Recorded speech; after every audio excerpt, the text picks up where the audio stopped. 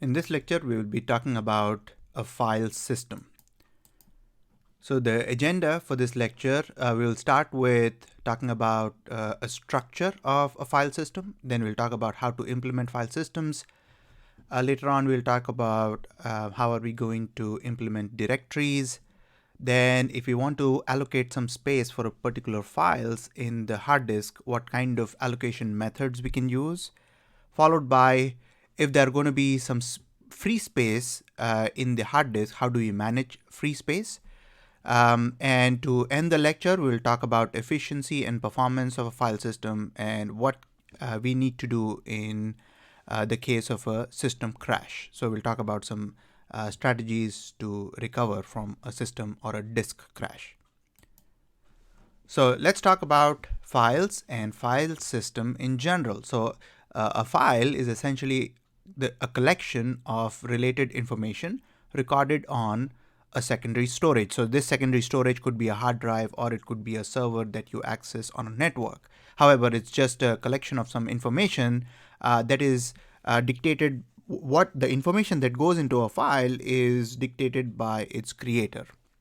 Now, this particular video that you are watching is also a file that sits on a server and you are accessing that through a network. You might have, well, you definitely have seen a lot of files. For example, a PowerPoint presentation called term_presentation, an executable file, setup.exe, a text file, data.txt. So they come in a wide variety of types and sizes. These can become bigger and grow smaller with time. And as a user, you can create new files, you can append information to a file, you can delete files. So you can do a lot with files. And I believe all of you have done that. Now, that's a file, and we are very familiar with a file because that's sort of the face of how we interact with an operating system.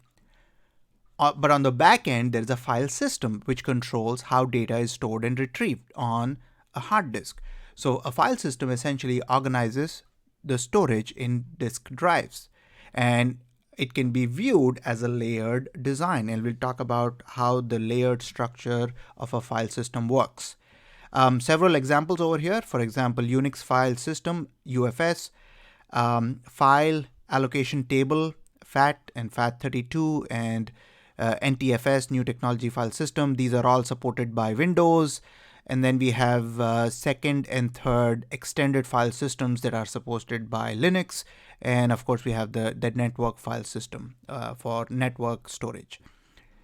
So there are 40 names on this list. I'm just showing a few here. The one thing that we need to note at the beginning of this lecture is hard disks are usually accessed in terms of physical blocks, and they are not accessed byte by byte. So block sizes can vary from 512 bytes to as large as 4 kilobyte or even larger. So we are going to be talking about blocks of memory on a hard disk, and you should note that the size of that block can be a variable. So let's talk about the layered file system. And you see a lot of names over here. It's right at the top, you have the application programs, and all the way at the bottom, you have the actual devices. So let's work backwards. We'll start talking about devices and work our way up to the application programs. So at the lowest layer are the physical devices consisting of magnetic media, motor and controls, and the electronics connected to them and also controlling them. Above that, we have the input-output control. I/O control consists of device drivers.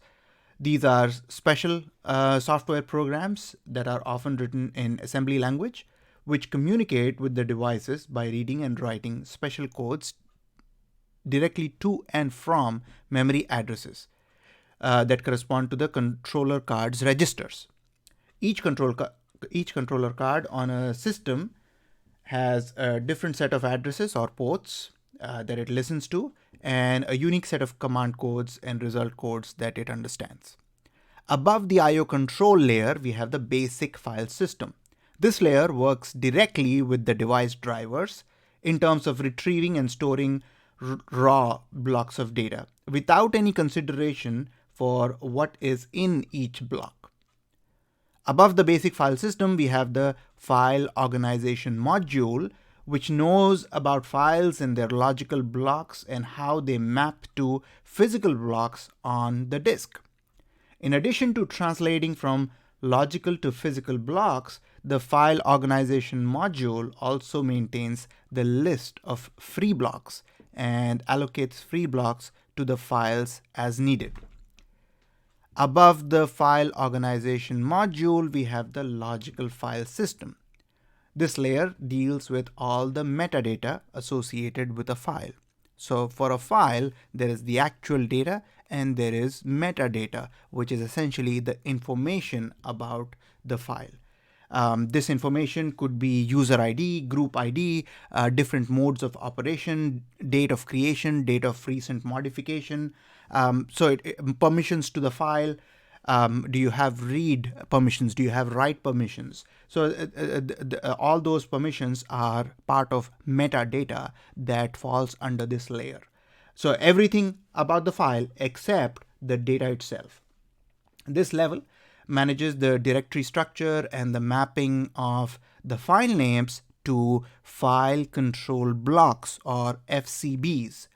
So FCBs are one FCB per file. These contain all of the metadata as well as the block number of information for finding the data on the disk. So essentially it contains pointers to where the data is located on the disk. And above all, we have the application programs. So an application program could be Microsoft Word, it could be any GUI that you use to do something useful on a computer. So let's quickly summarize these topics in this slide. We have at the I/O control layer, we have the device drivers that manage the input-output devices. The basic file system issues generic commands to the device driver. It manages memory buffers and caches, because at the very bottom we have the devices, at the very top we have application programs. So data is going to move to and from the devices to the application program. And the basic file system, which sits right in the middle of those layers, has buffers and caches that do the following: allocation, freeing up space, and replacement. So buffers are going to hold the data in transit, and the caches, they do what they do best: hold frequently used data in order to reduce response times. The file organization module understands files and logical addresses and the physical blocks. It also manages free space and how to do disk allocation. Next, we have the logical file system. This manages the metadata. So it translates file name into a file number, file handle, location by maintaining the file control blocks. The file control blocks are metadata blocks that contain information about the file. For Unix specifically, we call inodes, identification nodes. So this is a data structure that has all the information, the metadata information about a file. Logical file system also does the directory management. How do you organize the directory, because every directory will have several files and subdirectories. And also, how do you protect files? What kind of read-write permissions are going to be set for each file? The logical file system layer is going to manage all those. So we can say that layering is useful, as you can see. It reduces complexity because like everything which is hierarchical, we are going to make things hierarchical so that each layer is by itself simple, and we can easily track data movement from one layer to the other. And we reduce redundancy. But because we have so many layers with such a overall a lot of functionality overall, we are adding overhead. and this can decrease performance, because the more layers you have, the more layers have to be peeled off to go from devices all the way to application, or the other way around. The other advantage of a layered approach to file system is that much of the operating system code can be used uniformly for a wide variety of different file systems, and only certain layers need to be file system specific. Now let's talk about partitions and mounting. So if you have formatted hard disk, you definitely have heard these terms, partitioning and mounting.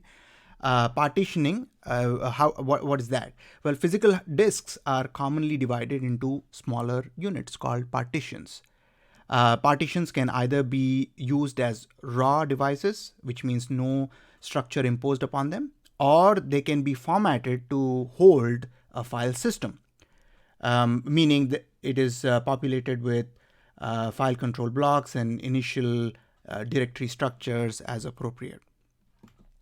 So whenever you format a disk, then you start seeing this initial directory structure, and it is also populated with FSBs. So partitions can be raw, which means just a sequence of blocks with no file system, or it can be cooked or formatted, which means that there is a file system in place. So it's essentially a part of your hard disk, a smaller unit of a hard disk. A boot block is a very crucial piece of hard disk, because it points to the boot volume or boot loader set of blocks.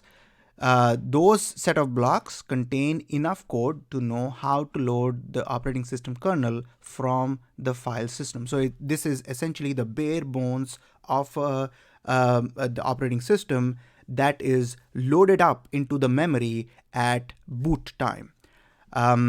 So that is that is saved at the boot block. Or if you have multiple operating systems on a computer, then you will have a boot management program that allows you to choose from which operating system you want to boot your computer. Next, we have the root partition, which contains the operating system. Other partitions can hold other operating systems, other file systems, or maybe they are still raw, so they have not been formatted for a particular file system yet. But the root partition is where your primary operating system lies.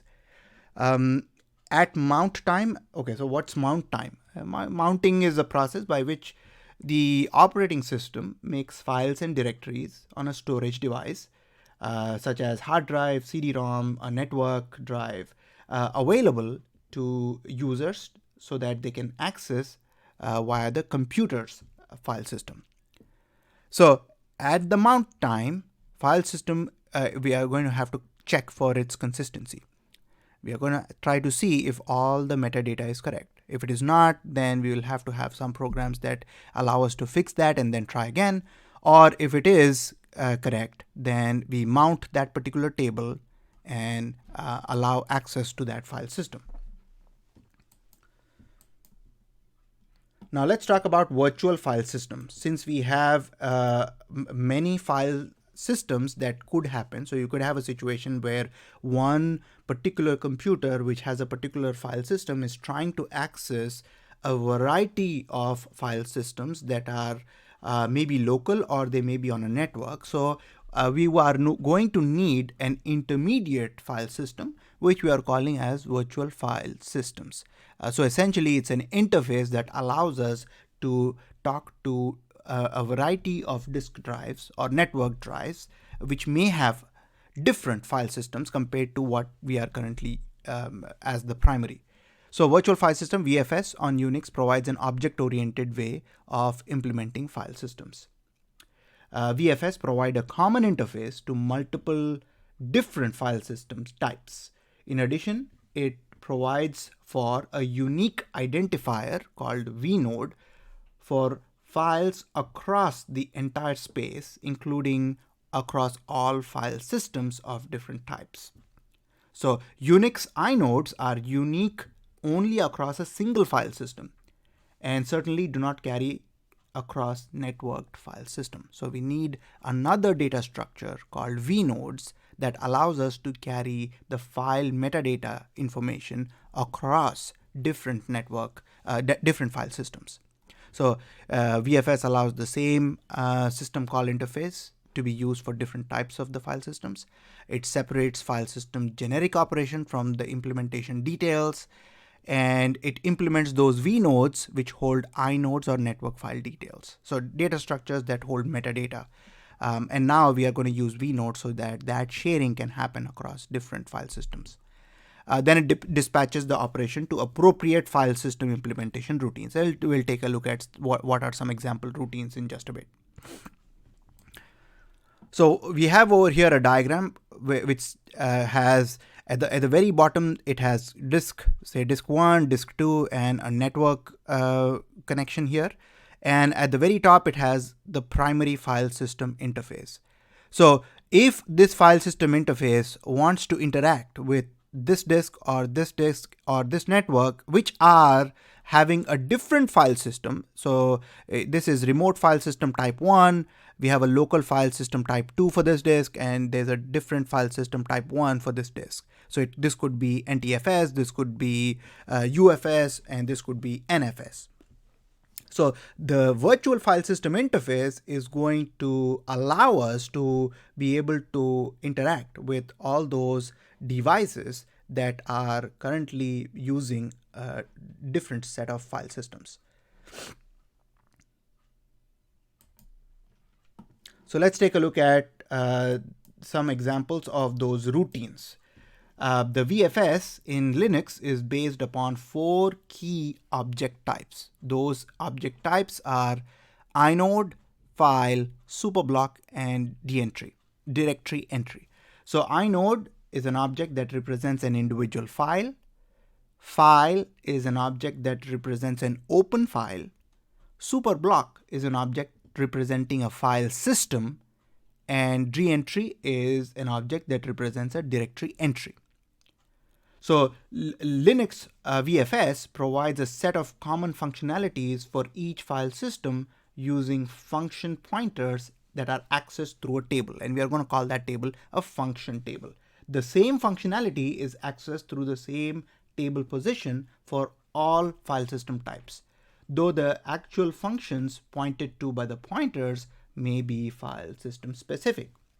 Some common operations are listed over here. So for example, if I want to open, close, read, write, and memory map a file, I can use those routines, but inside those routines, I would provide the object as the argument. So for example, I could have those 4 objects that go into these arguments for these routines.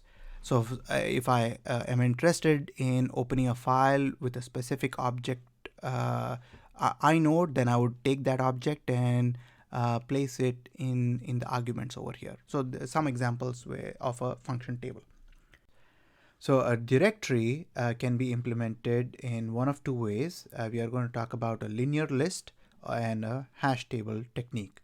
So a linear list is essentially a list of file names with pointers to the data block. So a directory, which is a special type of file because all it contains is the information about all the files and subdirectories inside that directory. It right now in the linear list, it has a list of file names with including the pointer to the data blocks where they are located in the hard disk, and it's going to be a linear list. And because it's a linear list, it is very simple to program. However, the time consumed to do a search for a particular file name is going to be long because it's a linear search time. So if you're trying to search for the first file in the list, it's going to be very fast, but 50th file in the list is going to take you 50 times longer because it's arranged in the form of a linear list. So we could have algorithms that search to make our time or latency lower. So we could keep an ordered alphabetically list via linked list or a B+ tree. but the major drawback here is the time it takes to find a file or to verify whether one exists or not. The alternate to that is the hash table, which is a linear list with hash data structure. So a data structure which takes in a file name and gives an output of the file location. So it decreases the directory search time tremendously. However, collisions is one of the problems. So collisions are situations where two file names hash to the same location. So these are two ways how you could run a directory organization. So next we'll take a look at allocation method. So we are essentially going to go through three different methods of allocating disk space to files. We'll talk about contiguous, then we'll talk about linked list, and then we'll talk about indexed allocation. Allocation method refers to how disk blocks are allocated for files. So in this picture over here, we are seeing a cylinder which is representative of a disk. And we are showing different blocks numbered from 0 to 31. So there are 32 blocks of 32 blocks in the hard disk, and each block could be used for a file. So for example, we have a few files here in this particular directory. We have 1, 2, 3, 4, 5 files with file names count, tr, mail, list, and f, and their start block location is given as 0, 14, and so on, and their lengths are given. And in contiguous allocation, this is the case over here, all we need is the start block and the length in terms of number of blocks for each file. So for example, the file count starts at 0 and it goes for 2 blocks, and then the file with file name f starts at 6 and goes for 2 blocks, and then you can run down all the files here. So it is each file block occupies a set of contiguous blocks. As you can see here, all these blocks that are assigned to a particular file name, they are contiguous blocks, and there is no break in that allocation. So there are some good things that come out of this, but there are also some negatives. So performance is very fast because reading successive blocks of the same file generally requires no movement of the disk heads, or at most one small step to the next adjacent cylinder on the hard disk. So that's why it's considered to be best performance in most cases. But problems can arise when files grow, or if the exact size of a file is unknown at creation time. So overestimation of the file's final size increases external fragmentation and wastes disk space. So as you can see here, there are several blocks that have been fragmented, which is not a desirable thing. And on the other hand, if you have underestimation of the final file size, that may require that a file be moved or a process aborted if the file grows beyond its originally allocated space. If a file grows slowly over a long period of time and the total final space must be allocated initially, then a lot of space becomes unusable before the file fills the space. So that is not a very good utilization of the memory. Another drawback here is the need for compaction, either offline or online. Compaction is a process of making free blocks into contiguous blocks so that we can fit in bigger files in those spaces. So we will need compaction when we do contiguous allocation. Another good thing about contiguous allocation is even if there is a certain virus that corrupts a particular block, the remaining blocks will be still intact. So it's not like we are going to lose the complete file, although even though there are some blocks that might be corrupted. So we'll still have some data of the file that is preserved. Extent-based files are an alternate to contiguous allocation. So a variation is to allocate file space in large contiguous chunks. They are called extents. When a file outgrows its original extent, then an additional one is allocated. The high performance file system Veritas, which is supported by Linux, uses extents to optimize performance. So next, let us take a look at linked allocation method. Disk files can be stored as linked list with the expense of the storage space consumed by each link. In the linked list, each block contains data of the file and pointer to the next block. Linked allocation involves no external fragmentation, does not require pre-known file sizes, and allows files to grow dynamically at any time. Unfortunately, linked allocation is only efficient for sequential access files, as random access requires starting at the beginning of the list for each new location access. Allocating clusters of blocks reduces the space wasted by pointers at the cost of internal fragmentation. Another big problem with linked allocation is the reliability of if a pointer is lost or damaged. A doubly linked list provide some protection at the cost of additional overhead and wasted space. So those were some of the advantages and disadvantages of a linked allocation. Let's take a look at how it works over here. So there is one file with the file name Jeep in the directory, that is, and all the information that we need is the starting block and the ending block.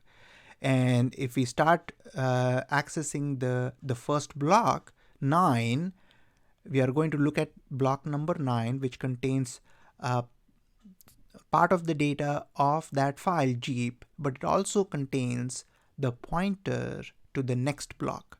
So in this case, it is going to go from block 9 to 13 to 16 to 1 to 6 to block 10 to block 18 to block 25, which is the ending block.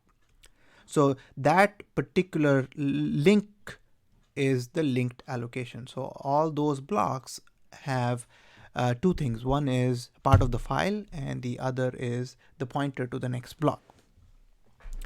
One problem that could happen over here is if the link breaks, then we lose the good portion of the file.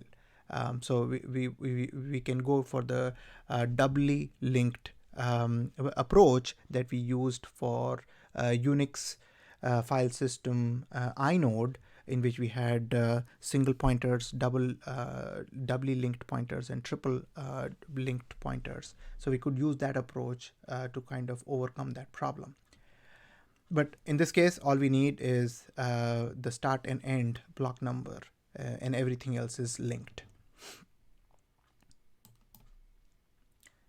Now let's talk about indexed allocation. So in indexed allocation, we have each file which has its own index blocks of pointers to its data blocks. So as we can see over here, there are several files on the left, Jeep, file 1, file 2, and so on. And in this particular index table, there is a mapping of each file to its index block. And at its index block, there will be pointers to all of its data blocks. So let's take a look at the example over here. So essentially what we are doing is we are combining all the indices for accessing each file into a common block called the index block for that particular file, as opposed to spreading them all over the disk.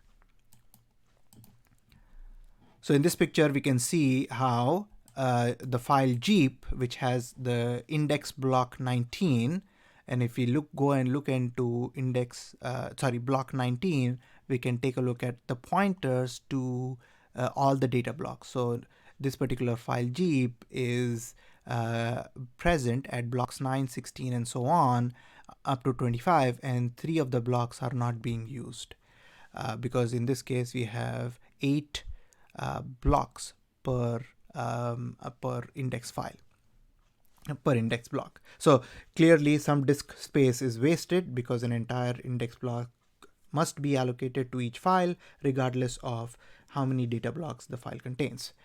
So this actually leads us to questions of how big the index block should be and how it should be implemented. So let's take a look at that with how Unix does it in its Unix file system.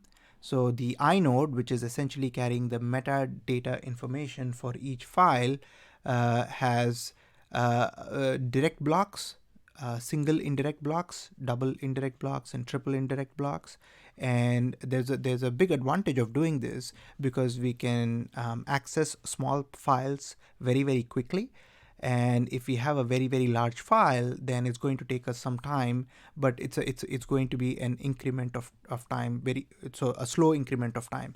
But by doing this, we can have a very large amount of file that we can have on the hard disk. So let's see how to understand this inode structure for Unix file system. So there are direct blocks, as you can see here, and direct blocks essentially have 12 or so data block pointers.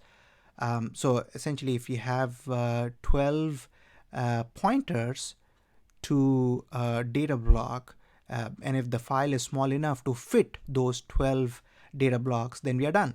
And all we have to do is take a look at those pointers and access those 12 blocks. So files up to a size of 48K, if we assume a 4 kilobyte block size, we can fit using just the direct blocks, which are going to be cached, so they can be accessed very quickly. Now, if the file size is a little bit larger, then we are going to use direct blocks as well as the single indirect. So a single indirect is essentially there is a pointer to a block which contains pointers to where the data is. And in this case, files up to the sum of these two sizes can be used using direct plus single indirect. So the 48K number is coming from direct blocks, which was already there. So that was 4K times 12. And then we add the number of pointers that are being used, 1024, and we obtain 1024 by simply dividing the 4K. We have 4 bytes per pointer, so we need 4 bytes to associate a pointer, so a 32-bit address, if you will. And if we have 4K as the block size, then the number of pointers at each block would be 1024. So 1024 pointers over here times 4K for each of those blocks, that would give us all the single indirect blocks. So file sizes that are up to 4144 KB can be used for direct and single indirect.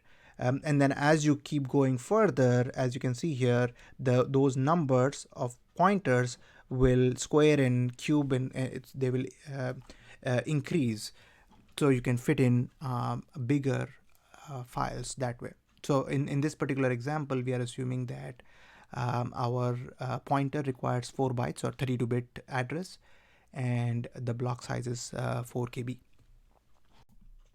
Now let's talk about free space management.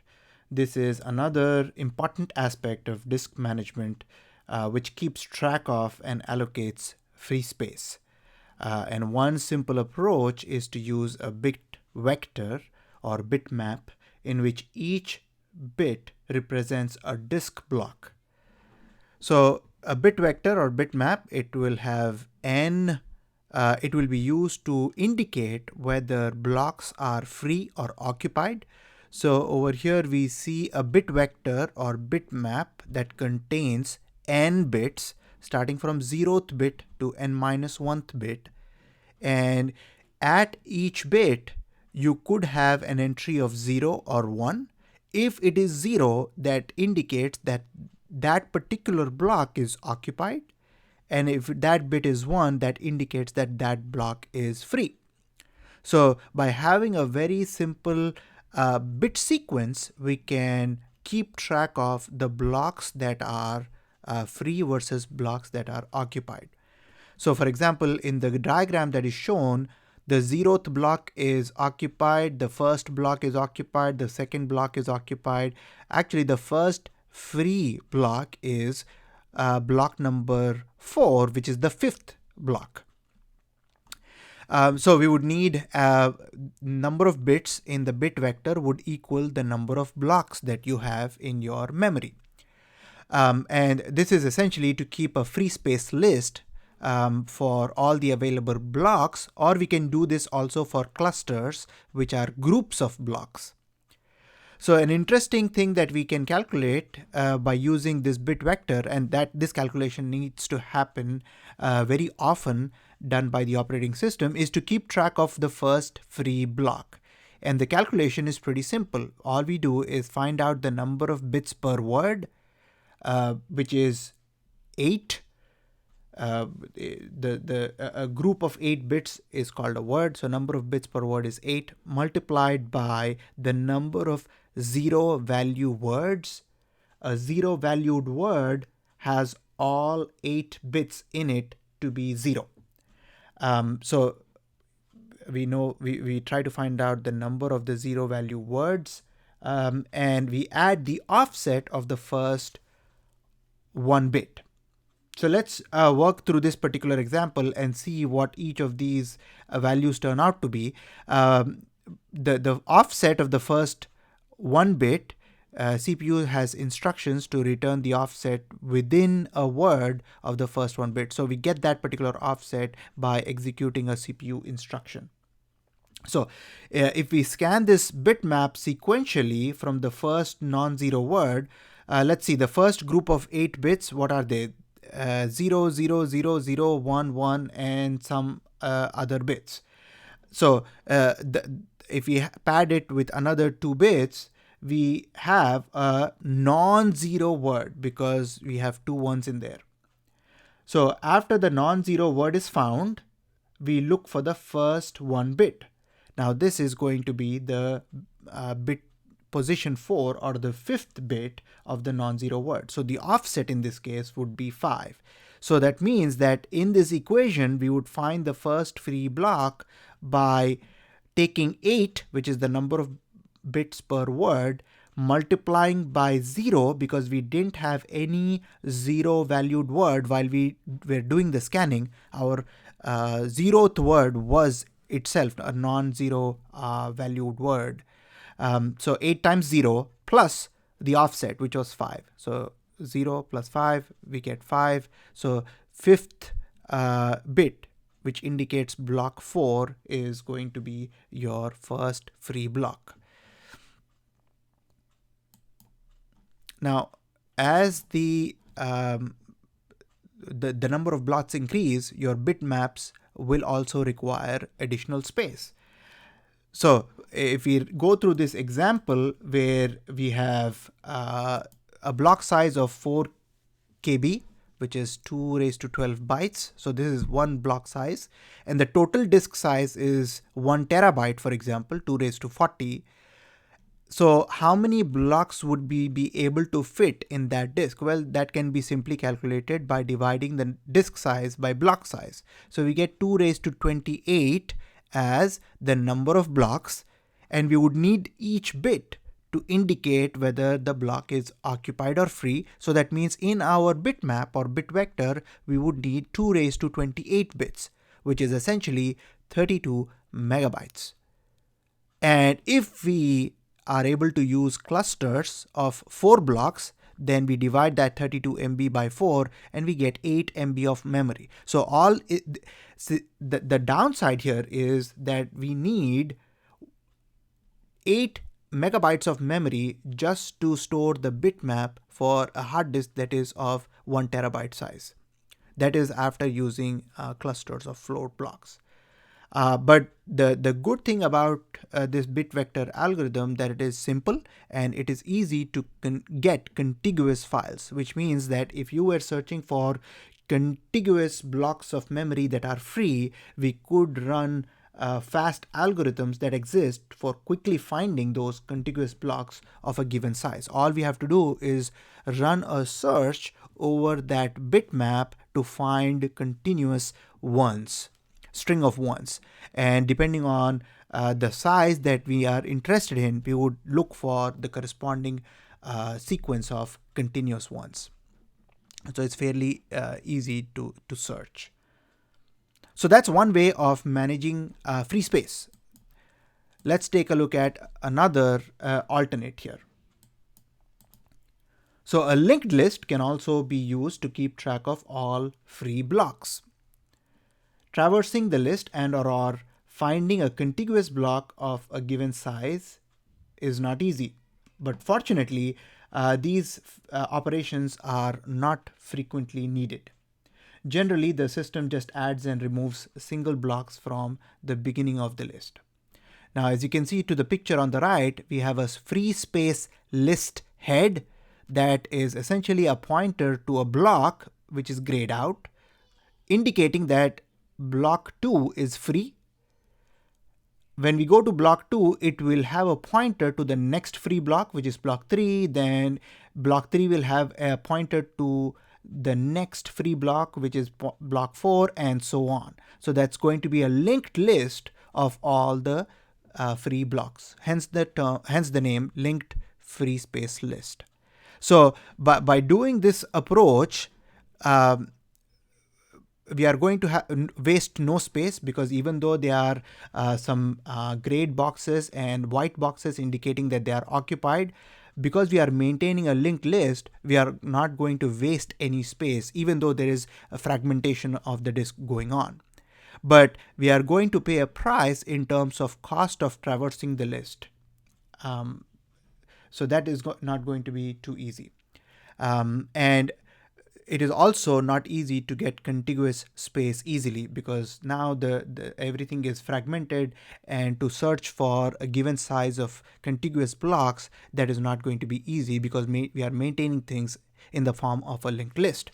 But very important question here is, what if the pointer to the free space list is lost? So the pointer that points to the first free block itself is lost. What do we do? Well, what we can do is something called as garbage collection, which searches the entire directory structure to determine which blocks are already allocated to jobs. The remaining unallocated blocks can be relinked as the free space list. So garbage collection can be done to sort of rebuild this free space list, even if we lose the pointer to the head of the list. Managing a free space can also be done in two other ways. One is grouping and the other is counting.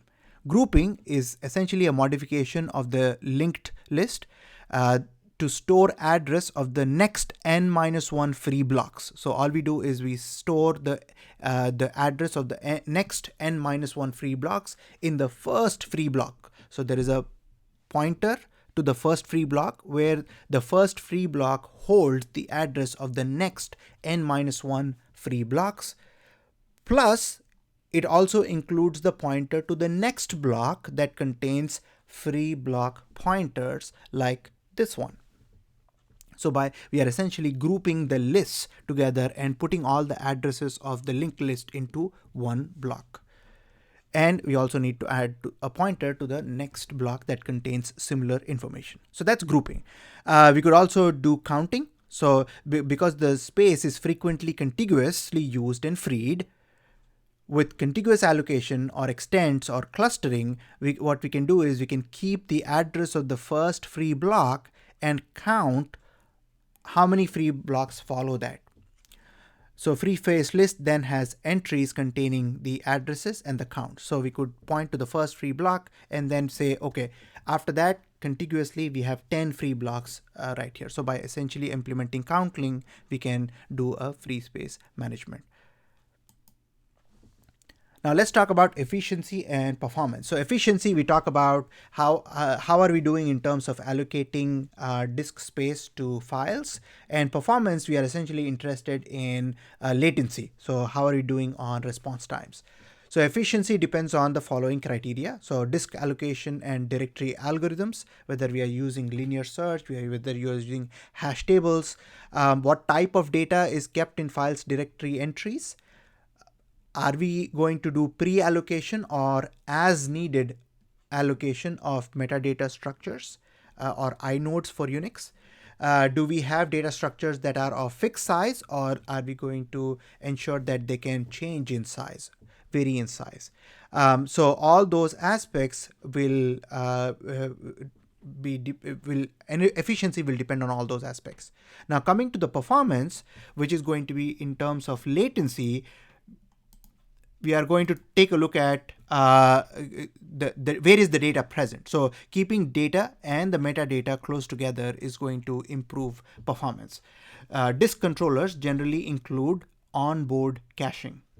When a seek is requested, the heads are moved into place, and then an entire track is read starting from whatever sector is currently under the heads.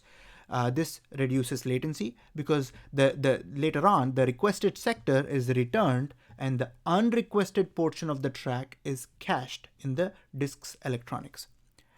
Some operating systems cache disk blocks they expect to need again in a buffer cache. So buffer cache separates sections of main memory for popular blocks. So if there are blocks in the memory in the disk that we are continuously accessing, those are popular. So we keep them in buffer cache so as to reduce the time it takes for us to access the secondary hard disk. We can use free behind and read ahead techniques to optimize this sequential access. So free behind frees up a page as soon as the next page in the file is requested, with the assumption that we are now done with the old page and won't need it again for a long time. And read ahead technique reads the requested page and several subsequent pages at the same time, with the assumption that those pages will be needed in the near future. So by using these two techniques, we can optimize sequential access. So over here, we are seeing a picture which has a file system at the very bottom here. So to do a file I/O operation, how is the data going to move between the files and the I/O devices? So one way to do this is through I/O operations using read and write system calls that move data to and from a buffer cache, and the data can then move to the file system to complete the file I/O. Or we could have a memory mapped I/O instead of using read and write system calls.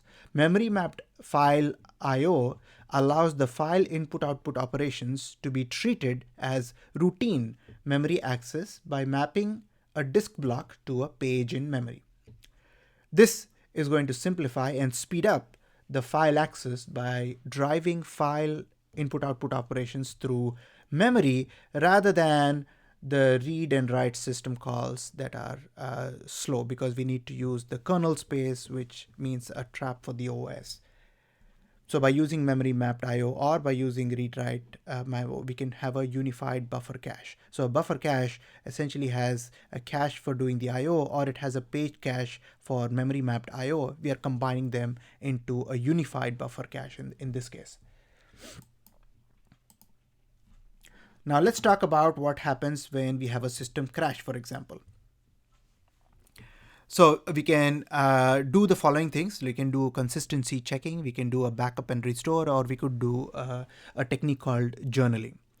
So the storing of certain data structures, for example, directories and inodes in Unix in memory, and the caching of disk operations can, of course, speed up performance. But what happens in the result of a system crash? All volatile memory structures are lost, and the information stored on the hard drive may be left in an inconsistent state. So we would need a consistency checker, such as a FSCK in Unix or checkdisk or scandisk in Windows, which is often run at boot time or mount time, particularly if a file system was not closed down properly. So this can be done to try to fix the inconsistencies, but obviously this is going to make things slow, and sometimes it might not be possible to fix the inconsistencies, so it could fail. And the other strategy, the next strategy, is to do a backup and restore. So the system programs exist in operating systems that can back up data from disk to another storage device, maybe a magnetic tape or magnetic disk or optical drive or a server. And we could, if lost, we could recover that lost file or disk by restoring the data from the backup. So that's another strategy that the operating systems can apply. Another one is called journaling file system, which is a log-based transaction-oriented file system. This essentially borrows techniques from that were developed for databases, guaranteeing that any given transaction either completes successfully or can be rolled back to a safe state before the transaction commenced. All the transactions are written to a log. A transaction is considered committed once it is written to the log sequentially, sometimes to separate the device or a section of the disk. However, the file system may not yet be updated. By maintaining these transactions, what we are ensuring is a faster recovery from crash, and this also removes the chance of inconsistencies of metadata because all of those are being maintained in a transition log. If the file system crashes, all the remaining transactions in the log must still be performed. So it's not like we are losing that metadata information about the transition logs. So journaling file systems are another option to do a system crash recovery. All right, with this, I believe you guys can work on the class activity.